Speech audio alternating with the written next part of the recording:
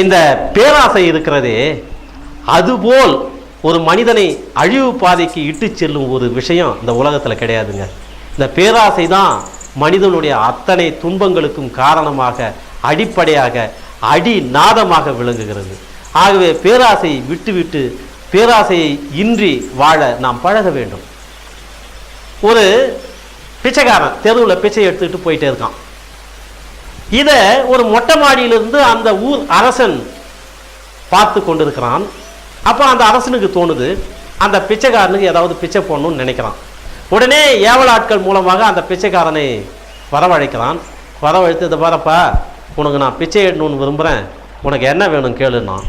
உடனே அரசே, சாதாரணமாக ஊர் மக்களிடத்திலே எது போட்டாலும் நான் ஏற்றுக்கொள்வேன், ஆனால் நீங்கள் அரசர் ஆகையினாலே நீங்கள் எனக்கு பிச்சையிட வேண்டும் என்று சொன்னால் ஒரு நிபந்தனைன்னா.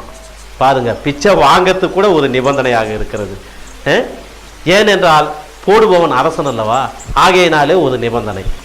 என்ன நிபந்தனை சொல்லுப்பானார்? நீங்கள் எது போட்டாலும், என்னுடைய ஓட்டிலே எது போட்டாலும் சரி, அது ஓடு முழுக்க நிரம்ப வேண்டும். இதான் நிபந்தனைன்னா. இதுக்குன்னு ஒரு சின்ன ஓடு ஏதாவது போட்டால் ரொம்பிட்டு போகுது அப்படின்னு நினச்சிக்கிட்டு தங்க காசுகளை அள்ளி 2 கையில் அள்ளி அள்ளி போட்டானான். போட போட அந்த தங்க காசுகள் மறைந்து கொண்டே வந்தது. அப்புறம் இவனுடைய பொருட்கள் அத்தனையும் போட்டுக்கொண்டே இருக்கிறான். அந்த ஓட்டிலிருந்து மறைந்து கொண்டே வருகிறது. அந்த ஓடு நிறைந்த பாடே இல்லை. அதன் பிறகு இவனுடைய சொத்து சுகங்கள் எல்லாவற்றையுமே போடுகிறான், நிறைந்த பாடு இல்லை.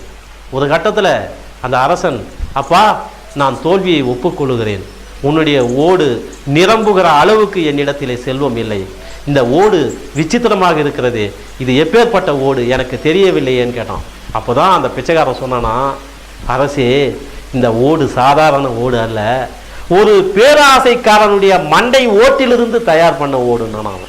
ஒரு பேராசைக்காரனுடைய மண்டை ஓட்டிலிருந்து தயார் பண்ண அந்த பிச்சை பாத்திரம் எவ்வளவு பேராசை உள்ளதாக இருக்கிறது என்பதை உணர்த்துவதற்காக இந்த ஒரு கதையை பெரியவர்கள் சொல்லி இருக்கிறார்கள்.